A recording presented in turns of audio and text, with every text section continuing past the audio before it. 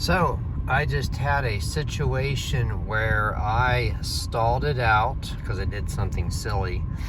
And then when I started it, it didn't fire all the way. So I have thus triggered the power issue. So I'm going to start off in first.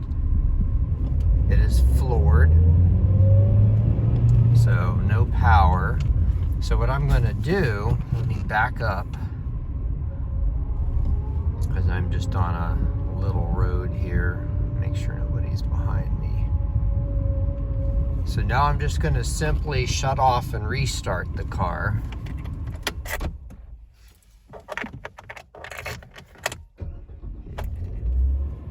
Okay, so it now restarted.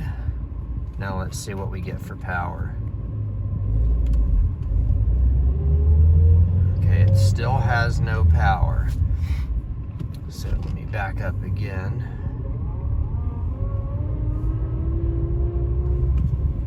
Okay, now this time I'm going to shut it off, open the door,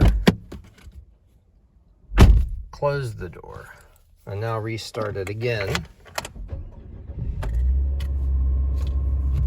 and see what happens.